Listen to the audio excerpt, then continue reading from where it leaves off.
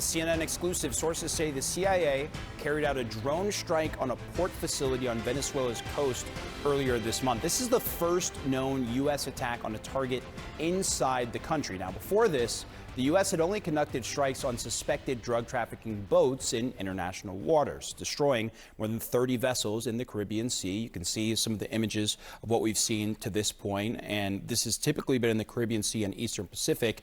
Now, President Trump first acknowledged the strike on a remote Venezuelan dock in an interview last week. And we just knocked out, I don't know if you read or you saw, they have a big plant or a big facility where they send where the ships come from. 2 nights ago, we knocked that out. So we hit them very hard. I want to bring in CNN's Kevin Liptak, who's in Palm Beach, Florida, for us. So, Kevin, what can you tell us about this new escalation, really, at this point?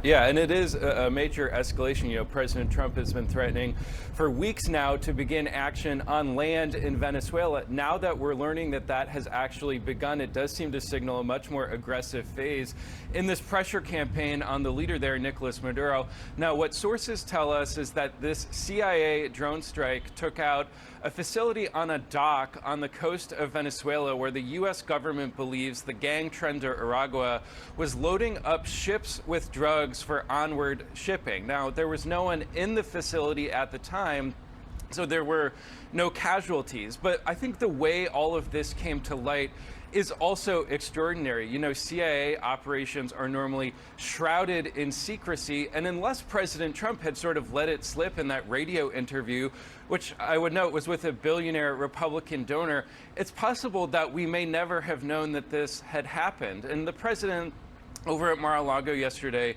was not particularly forthcoming about what all of this looked like. He said it was a major explosion in a dock area. He said they load the boats up with drugs, we hit all the boats, and that this was the implementation area. I was over there and I asked the president point blank whether this was a military strike or whether this was some sort of CIA action, and the president said, "I don't want to say that.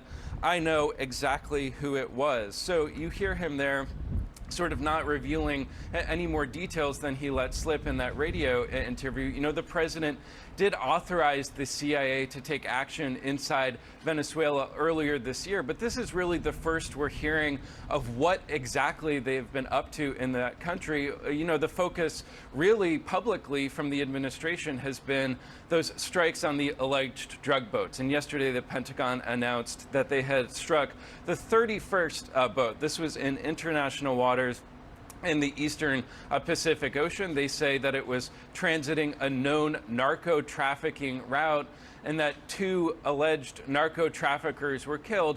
But as with previous strikes, they didn't provide any evidence to back up those claims. That, of course, has drawn all kinds of scrutiny from Congress, who say that this could amount to extrajudicial killing. And so now that we know that these actions have begun on the ground in Venezuela, it certainly does signal that we're entering a new phase of this pressure campaign, Omar.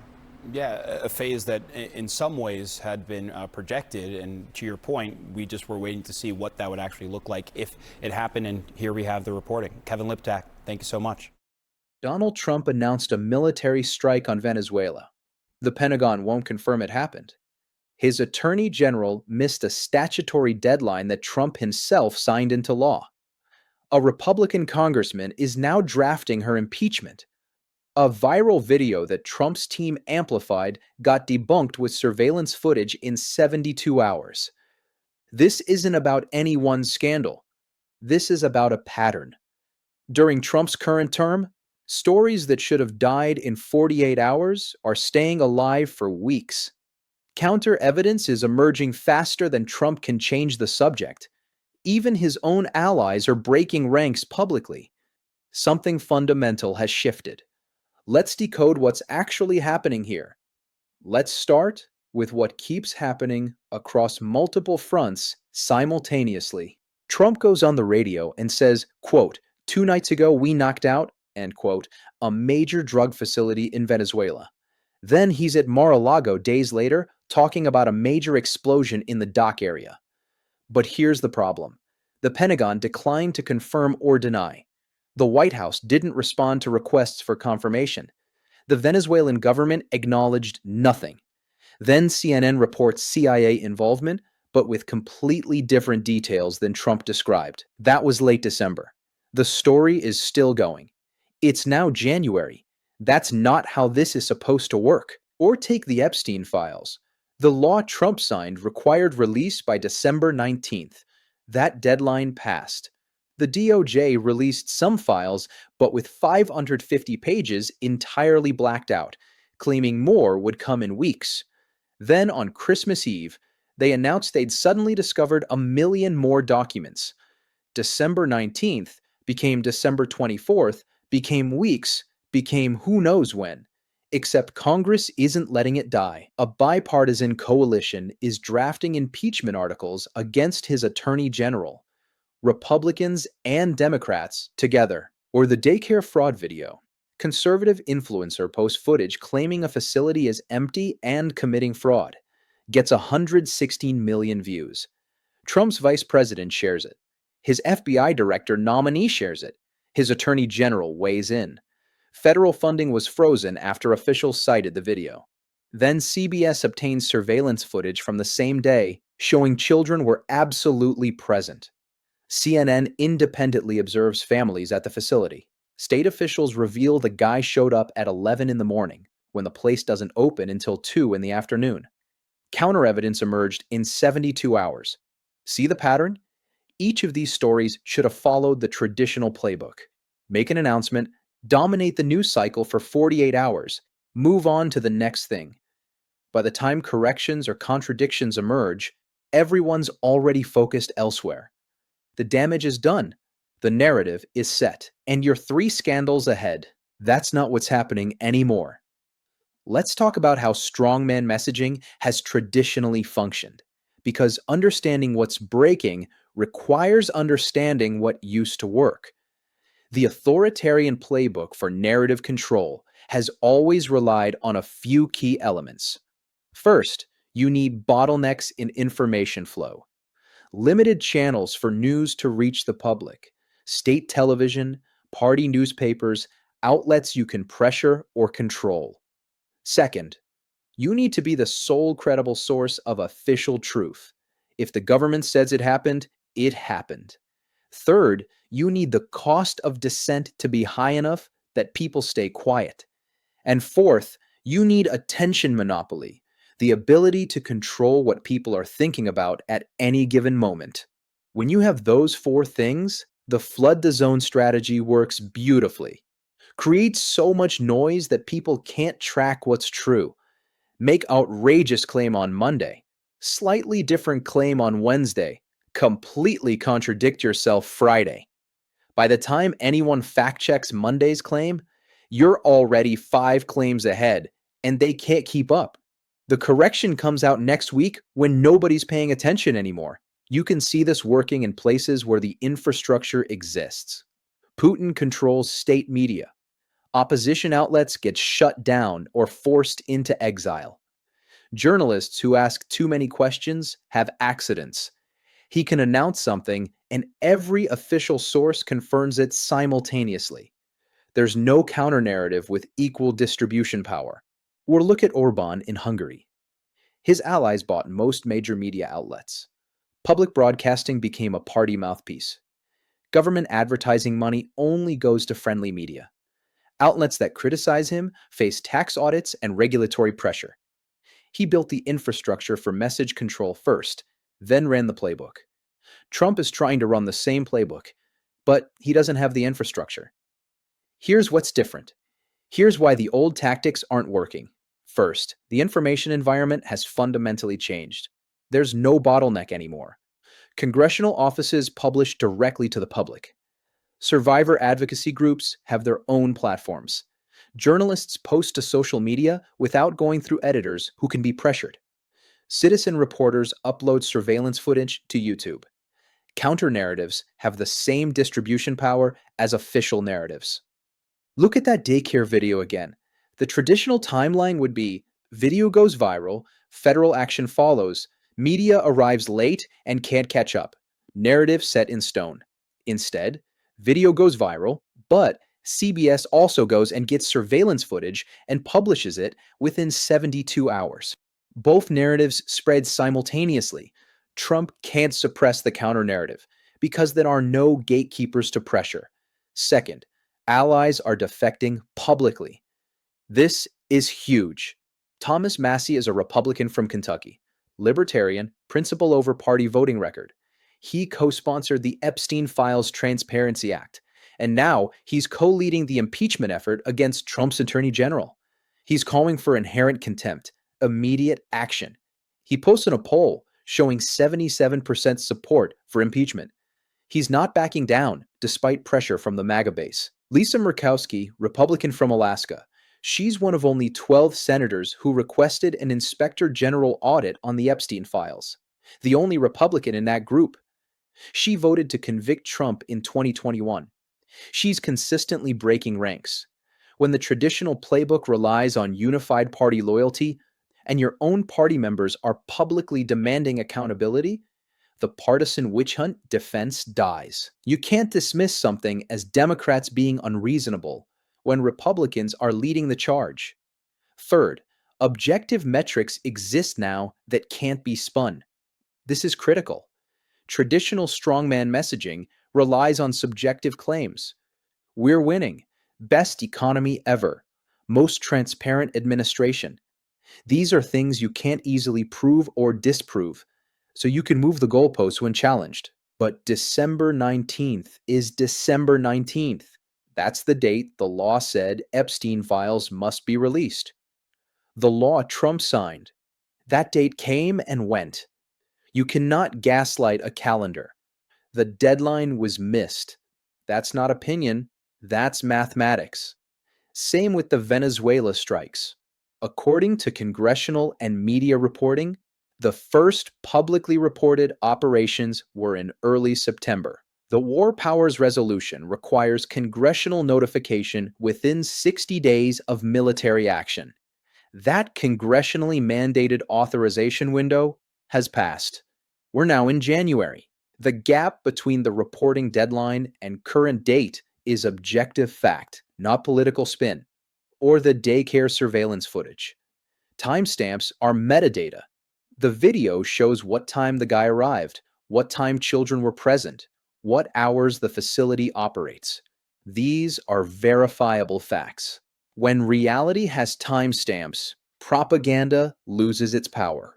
Fourth, these stories have infrastructure. They're not just viral moments that depend on sustained attention. They have organizations and people whose job is keeping them alive. The Epstein file story has survivor advocacy groups that are organized, funded, and persistent. It has congressional champions in Khanna and Massie who won't let it die. It has legal deadlines, an inspector general audit pending, possible lawsuits, upcoming contempt votes. It has journalists tracking that claim, about 1 million more documents, and it has public engagement. Polls showing 77% support mean audiences want updates. The Venezuela strike story has War Powers countdown coverage, congressional oversight from people like Representative Adam Smith, international reporting from Venezuelan sources and Latin American media, human rights organizations documenting reported casualties, legal scholars writing ongoing analysis. Each story has dedicated infrastructure. You can't flood the zone with new scandals when old stories have people whose literal job is to pump them back up. The stories compound instead of replacing each other. And fifth, the speed of counter-narrative formation has accelerated dramatically. The traditional timeline used to be administration makes a claim on day 1, media reports it on days 2 and 3, investigation begins on days 4 and 5, counter evidence emerges in week 2, correction gets published in week 3. By then, the original narrative is set and most people have moved on. Now look at what actually happens. Daycare video posts December 26. Surveillance footage gets obtained and aired December 29th. That's 72 hours. Operating hours fact check spreads by December 30th. The counter-narrative formed before the original narrative could even solidify. Trump announces Venezuela strike December 27th. CNN contradicts with different details December 29th. That's 48 hours. War Power's legal analysis starts spreading December 30th.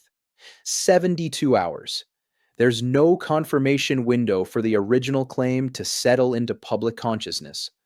Verification now happens in real time.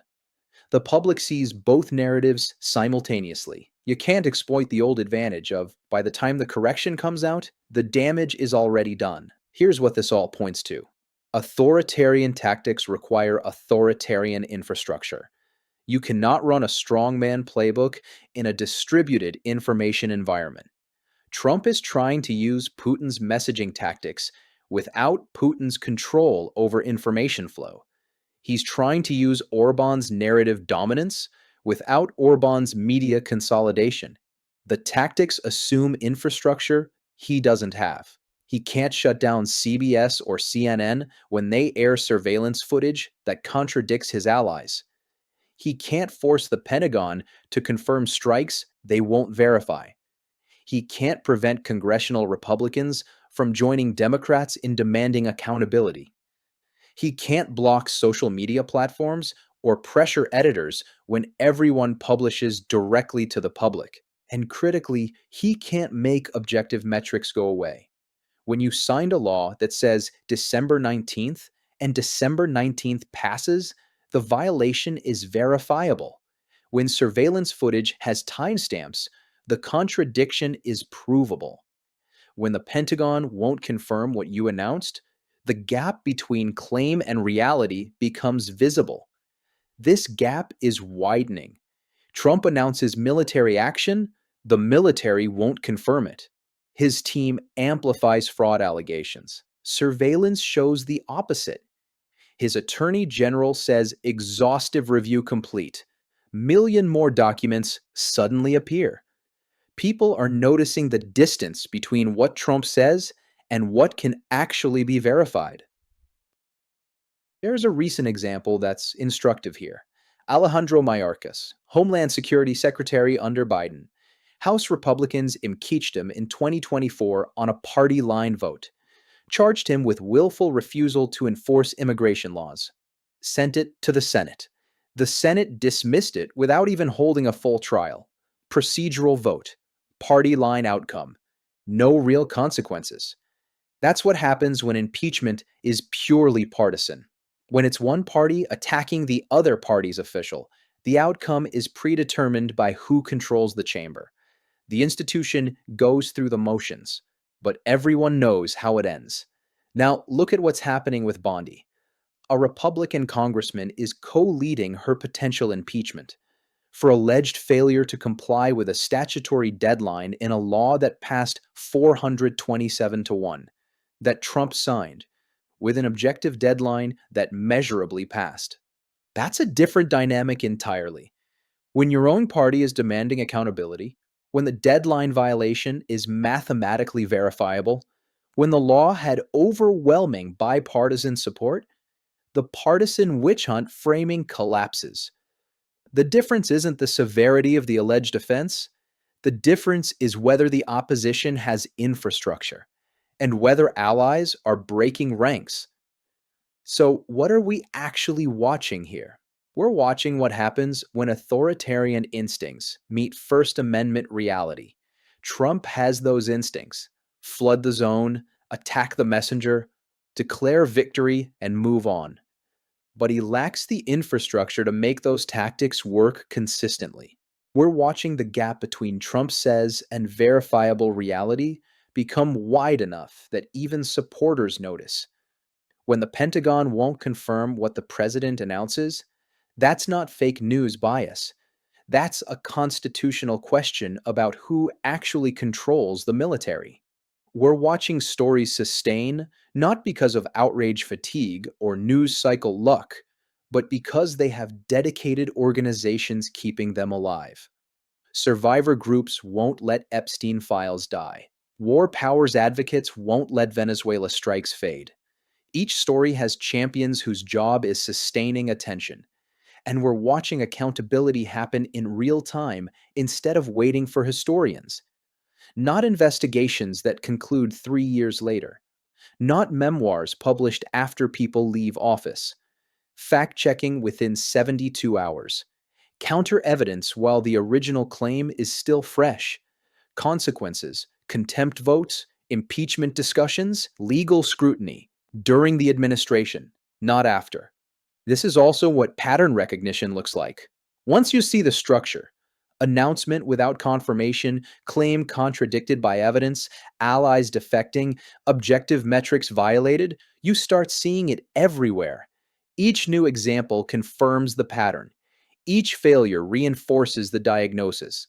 The Venezuela strike story staying alive makes sense because there's a war powers countdown and congressional oversight. The daycare debunking happening in 72 hours makes sense because surveillance footage is faster than spin.